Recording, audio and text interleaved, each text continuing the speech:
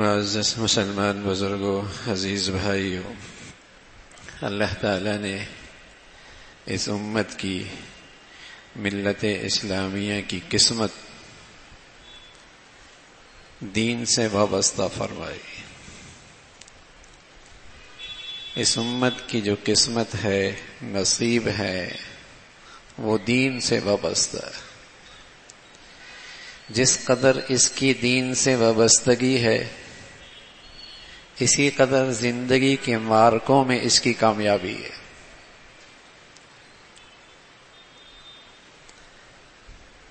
جس قدر اس کا دین سے تعلق ہے، دین پر اعتماد ہے، دین کی سچائی کا یقین ہے، اسی قدر اسے زندگی کے معرکوں میں، زندگی کے نقشوں میں اس کے لیے کامیابی ہے۔ اس کی قسمت اللہ نے دین سے وابستہ کر رکھی کہ ملت اسلامیہ دیگر اقوام سے بالکل مختلف ہے۔ اس کے نصیب، اس کی قسمت، اس کے لیے مدد اور نصرت کے وعدے، اس کی کامیابی، اس کی عزت، اس کا عروج، یہ سارے اس کے نصیب اس کے دین سے وابستہ اللہ نے فرما دی۔ اب دین سے اس کی وابستگی کس قدر سچائی پر ہے، واقعیت اور حقیقت کے ساتھ ہے، اور کس قدر سچائی اور حقائق کے ساتھ اس دین پر اسے یقین ہے۔ ایک تو ہوتی ہے نا صورت، ظاہر ہے آگ کی تصویر سے آپ تپش تو نہیں حاصل کر سکتے،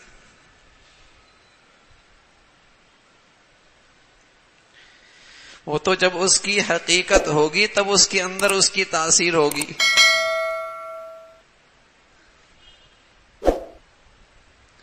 اگر نمک کے اندر نمکین پنا نہیں، اس سے دوسرا پتھر زیادہ قیمتی۔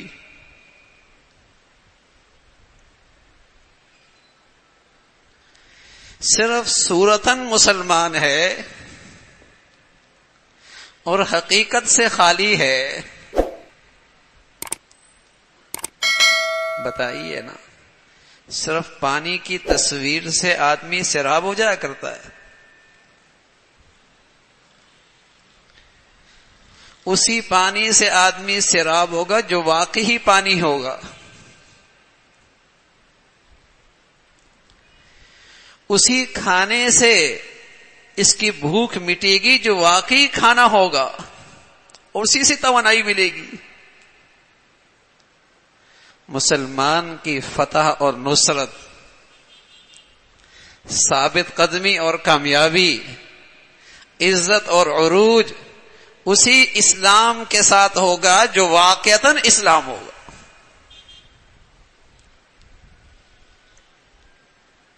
اس کے ساتھ اللہ کی مدد، اس کے ساتھ اللہ کی نصرت ہے، اس کے ساتھ اس کی کامیابی ہے۔ سورت سیب پڑا ہے، اس سورت میں کلر اچھا ہے، اور اس کے ساتھ ہی میز پہ ایک حقیقی سیب پڑا ہے جو صورتاً سیب ہے، اس میں کشش نہیں، تاثیر نہیں، توانائی نہیں، خوشبو نہیں۔ اور جو حقیقی سیب ہے وہ اپنے اندر طاقت رکھتا ہے، خوشبو رکھتا ہے، اس میں توانائی ہے، اس کی رنگت میں بھی کشش ہے۔ سبحان اللہ۔ اس روئے زمین پر جب بھی مسلمان اپنے ایمان کے ساتھ زندگی کے معرکوں میں آیا، اس نے اللہ کی مدد اور نصرت اپنے ساتھ ضرور دیکھی۔ یہ اللہ کا وعدہ ہے، یہ اس دین کے ساتھ اللہ کا وعدہ ہے۔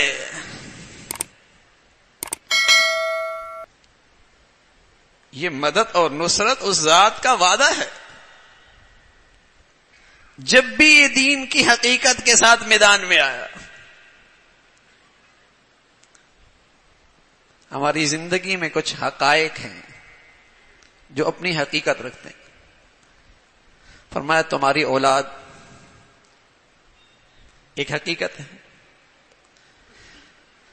تمہارے والدین ایک حقیقت ہے، تمہارے گھر والے اہل و عیال بیوی بچے ایک حقیقت ہے،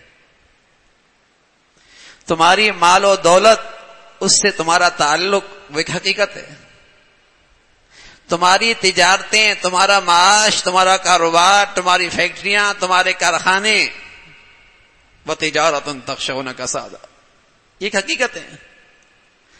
تمہارا گھر، تمہاری رہائش گاہ، تمہارے بنگلے، تمہاری کوٹھیاں، تمہارا اسٹیٹس، وَمَسَاكِنُ تَرْضَوْنَهَا، یہ گھر ایک حقیقت ہے. فرمایا یہ حقیقت ہیں ساری، ان سے تمہارا تعلق بھی ہوتا ہے، تمہیں ان سے محبت بھی ہوتی ہے، تمہیں ان سے فکر بھی ہوتی ہے، لیکن خیال رکھنا اللہ کی محبت کی بھی ایک حقیقت ہے، اللہ کے رسول کی محبت بھی ایک حقیقت ہے، اللہ کے دین کے لیے سب کچھ قربان کرنا وہ بھی ایک حقیقت ہے. اگر ان ساری چیزوں کی محبتیں، اللہ اور اللہ کے رسول اور اس کی خاطر سب کچھ قربان کرنے کا جذبہ، اگر یہ چیزیں غالب آ گئی، پھر تمہاری پستی اور ذلت کے دن شروع ہو گئے، پھر تمہاری رسوائی اور ذلت کے دن شروع ہو گئے، اس لیے کہ تم اسلام کی حقیقت سے خالی ہو، صورتاً ہو. تمہارے پاس تمہاری زندگی میں یہ حقیقتیں غالب ہیں، اور تم ایمان سے تمہارا تعلق صورتاً ہے، اسلام سے تمہارا تعلق محض ایک صورت کی حد تک ہے، حقیقت سے خالی ہو. پھر انتظار کرو رسوائی کا، ذلت کا، پستی کا، پھر انتظار کرو. یہ ساری چیزیں ہیں، ان کا تعلق ہماری زندگیوں میں ان کا تعلق ہے. لیکن اگر واقعی کوئی مسلمان ہے اور واقعی کوئی ایمان والا ہے تو اسے اللہ اور اللہ کے رسول اور اللہ کے دین کی خاطر سب کچھ قربان کر دینے کا جذبہ ان ساری چیزوں پہ غالب ہوگا. رسول اللہ صلی اللہ علیہ وسلم نے بتایا نا، آپ نے بتایا کہ تمہاری تعداد بہت ہوگی. کہا یا رسول اللہ، جب قومیں ہمیں لقمہ تر سمجھ کے ہم پہ حملہ آور ہوں گی اور ایک سے بڑھ کر ایک ہم پہ حملہ آور ہو رہا ہوگا، وَمِن قِلَّةٍ نَحْنُ يَوْمَئِذٍ، کیا اس دن ہماری طاقت تھوڑی ہوگی؟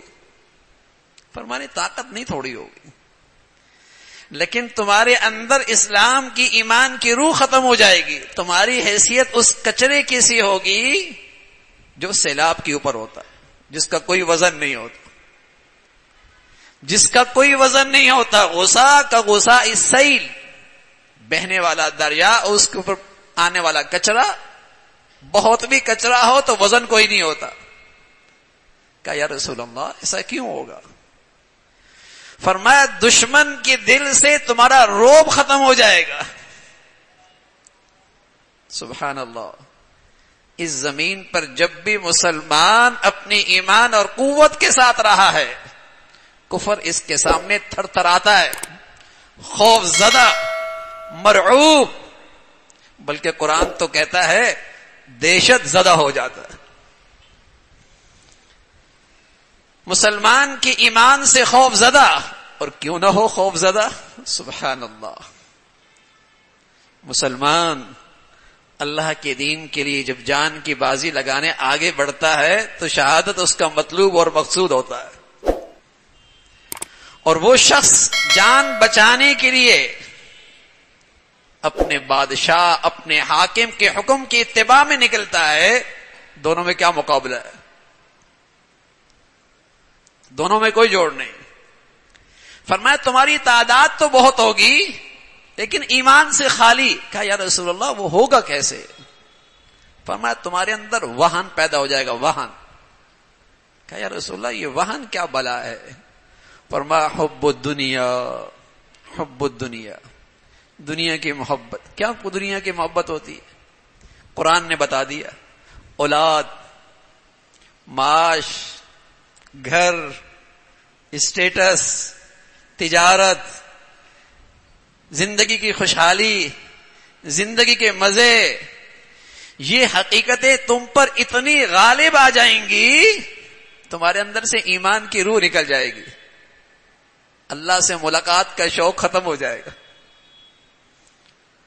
اللہ سے ملاقات کا شوق ختم ہو جائے گا, تمہارے اندر بزدلی آ جائے گی, تم موت سے ڈرنے لگ جاؤ گے, تم دنیا کے حرص و ہوس میں ایک دوسرے سے آگے بڑھو گے, اور یہ تمہاری رسوائی شروع ہو جائے گی, یہ تمہاری ذلت ہے, یہ ہے تمہاری پستی کا آغاز.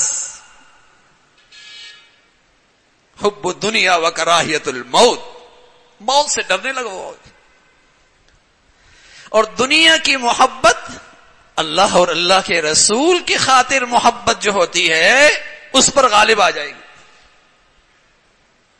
اب بتائیے نا, آج اسلام کی کس سطح پہ ہم کھڑے ہیں؟ کس سطح پہ ہیں؟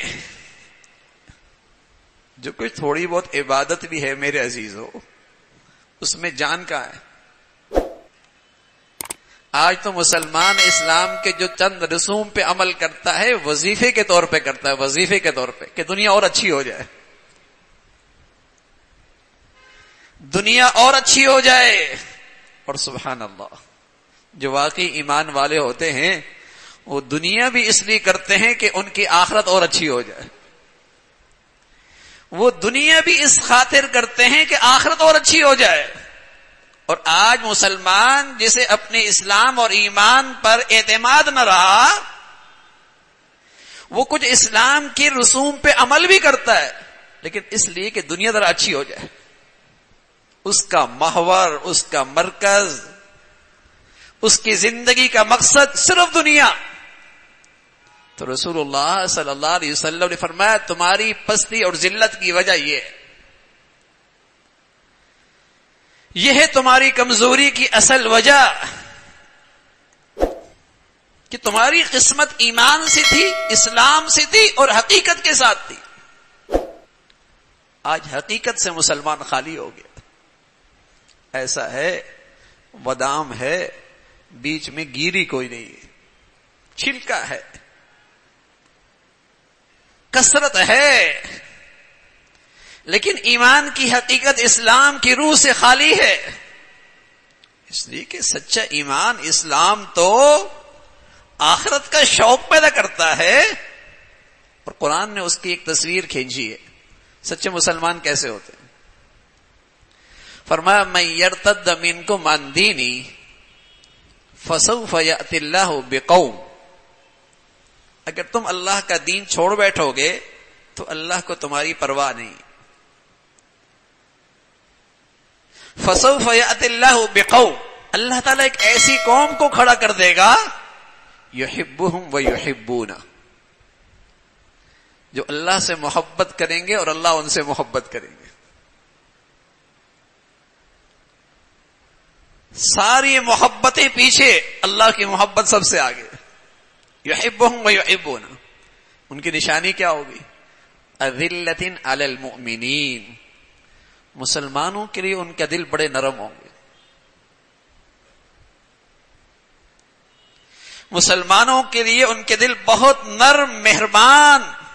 اذلۃ علی المؤمنین اعزۃ علی الکافرین, لیکن کافروں سے, ان کے کفر اور شرک کی وجہ سے ان کے لیے بڑے سخت ہوں. یجاہدون فی سبیل اللہ, وہ اللہ کے راستے میں مال کیا ہوتا ہے, عزت کیا ہوتا ہے, جان بھی قربان کر دیتے. زمانہ کیا کہے گا, دنیا کیا کہے گی, دنیا کو یہ باتیں اچھی لگیں گی یا نہیں لگیں گی؟ ولا یخافون لومۃ لائم، انہیں کسی کی ملامت کی پرواہ نہیں ہو۔ اللہ کریم فرما رہا ہے ذالک فضل اللہ یؤتیہ من یشاء، یہ خوبیاں جس شخص کو نصیب ہو جائیں اس پر اللہ کا بڑا فضل ہے، اس پر اللہ کا بڑا فضل ہے کہ وہ اللہ سے ٹوٹ کے محبت کرے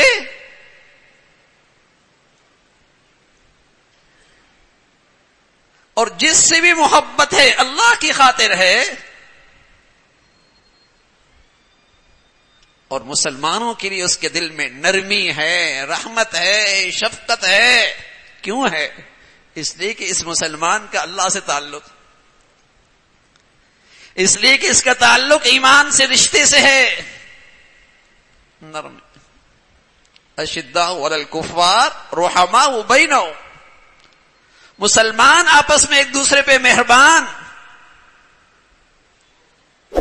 ہاں عزت علی الکافرین، کافر کے لیے جب تک وہ کفر پر ہیں، شرک پر ہیں، اس کے دل میں ان کے لیے نرمی نہیں ہے، اور یہ سختی اور نرمی اللہ کے لیے ہے۔ رسول اللہ صلی اللہ علیہ وسلم فرمایا کرتے تھے من احب للہ وابغض للہ واعطى للہ ومنع للہ فقد استکمل الایمان، جو محبت بھی اللہ کی خاطر کرے، کسی سے بغض اور نفرت بھی اللہ کے لیے رکھے، دے بھی اللہ کے لیے، کسی سے ہاتھ روک رہا ہے وہ بھی اللہ کے لیے، کمالی ایمان پر، کمالی ایمان پر ہے۔ جس قدر ایمان کی عظمت ہوگی اسی قدر کفر سے نفرت ہوگی،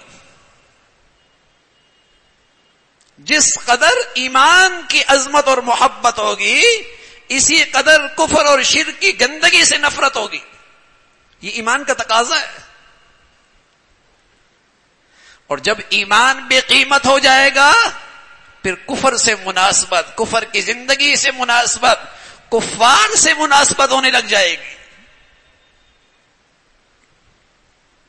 تو اللہ کے پیارے ایسے ہوتے ہیں، یہ ایمان کی حقیقت ہے، یہ ایمان کے علامات ہیں کہ واقعی یہ ایمان حقیقت کے ساتھ ہے۔ بشر المنافقین، بشر المنافقین، اللہ کریم کہہ رہا ہے ان منافقوں کو بتا دو، خوشخبری دے دو، ان کے لیے دردناک عذاب ہے۔ اور ان کی نشانی کیا ہے؟ الذین یتخذون الکافرین اولیاء من دون المؤمنین، یہ ایمان والوں کو چھوڑ کر کفار سے دوستی لگاتے ہیں۔ اور کیوں لگاتے ہیں؟ ایبتغون عندهم العزہ، اس امید سے لگاتے ہیں کہ ان سے تعلق رہیں گے تو ہمیں عزت ملے گی۔ بتائیے کوئی مسلمان ایمان اور اسلام کی حقیقت پہ ایمان رکھتا ہو اور وہ اللہ کی قدرت اور طاقت پہ اعتماد اور یقین ہو تو وہ عزت اور فلاح اور کامیابی کے لیے کسی کافر کا سہارا لے سکتا ہے اور ان سے امید رکھ سکتا ہے؟ وہ تو اللہ کی ذات پہ اعتماد ہے، اللہ کی ذات پہ اعتماد ہے۔ تو آج میرے عزیزو، جن حالات سے آج ملت اسلامیہ شکار ہے، جن حالات سے گزر رہی ہے، اس میں جو سب سے خطرے کی چیز ہے کہ آج مسلمانوں میں عمومی طور پہ مردہ ضمیری ہے۔ ایسا لگتا ہے ضمیر مر چکا ہے، اور اس بے ضمیری کا نتیجہ یہ ہے جو ایمان کا تقاضا پورا کرے، جو شجاعت اور بہادری کا مظاہرہ کرے، جو ایمان اور اسلام کے تقاضے پورے کرے، انہیں وہی اچھے نہیں لگتے، وہی اچھے نہیں لگتے، اور انہیں کے بارے میں جسے کہیں کہ غلط فہمیوں کا شکار ہوتا ہے۔ تو اصل تو ان افکار کی خرابی ہے، سوچ خراب ہو گئی، فکر خراب ہو گئی، ذہنیت خراب ہو گئی، اور ہم امید رکھتے ہیں کہ ہمیں صحیح اور غلط وہ لوگ بتائیں گے جو مرد عورت کی تمیز نہیں کر سکتے، وہ ہمیں بتائیں گے کہ صحیح کون ہے غلط کون ہے. ان ذرائع پہ ہمارا اعتماد ہوتا ہے. کفار کے ذرائع پہ اعتماد ہوتا ہے جن کے اندر تو یہ صلاحیت بھی نہیں کہ مرد عورت کی تمیز کر سکے. ہم ان سے امید رکھتے ہیں کہ وہ ہمیں بتائیں کہ صحیح کون ہے غلط کون ہے. تو میرے عزیزو، قرآن بتاتا ہے ہمیں کہ اس وقت بھی وہ مسلمان جو اللہ کے دین کی خاطر اپنی جانیں قربان کر رہے ہیں. مسجد اقصی کا مسئلہ، بیت المقدس کا مسئلہ، غزہ کی اور فلسطین کی زمین کا مسئلہ، یہ وہ مقدسات ہیں جو تمام امت اسلامیہ کے مقدسات ہیں. صرف غزہ کے مسلمانوں کے مقدسات نہیں، پورے ملت اسلامیہ کے یہ مقدسات ہیں. لیکن اللہ رب العزت نے اور بقول ان کے سبحان اللہ، اللہ نے ایسا حوصلہ دیا، ایسے ثابت قدمی دی، ایسا ایمان دیا.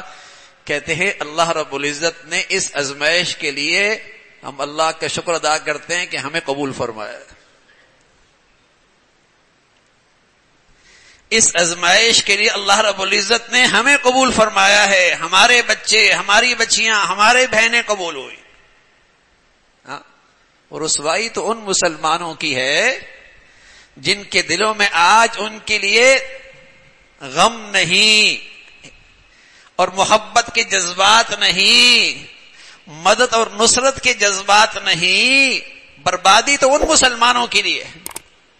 وہ مسلمان جو ان قربانیوں کے ساتھ بھی اللہ پر فیصلے پہ راضی ہیں اور ان کا اللہ پہ اعتماد اور بڑھ رہا ہے، ان کے تو اللہ کی پتہ نہیں کیا درجے اور کیا مقامات ہیں. وہ قربانیاں جو کہ صحابہ کی تاریخ میں ہم پڑھا کرتے ہیں، آج غزہ کی زمین پہ ہمیں وہ قربانیاں نظر آ رہی ہیں، اور وہ جذبات بچوں کے اور بچیوں کے اور ماؤں کے نظر آ رہے ہیں.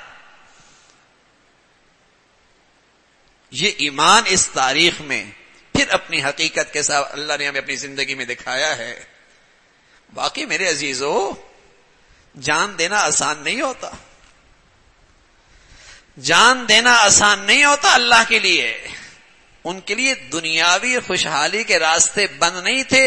انہیں کہتے تھے اپنے عقیدے سے دستبردار ہو جاؤ، اپنے مقدسات سے دستبردار ہو جاؤ، اپنے نظریے سے دستبردار ہو جاؤ، تمہیں خوشحالی مل جائے گی، تمہیں خوشحالی مل جائے گی. انہوں نے اس بات کو قبول کیا کہ جان تو جا سکتی ہے لیکن اپنے مقدسات اور اپنے عقیدے کو نظر انداز نہیں کر سکتے. یہ وہی لوگ ہیں نا، وہی لوگ. تو میرے عزیزو، ہمیں اللہ کی اجازت سے بڑی امید ہے. اگر وہ اسی طرح ایمان کے تقاضے پورا کرتے رہے تو انشاءاللہ خیر ضرور نکلے گی.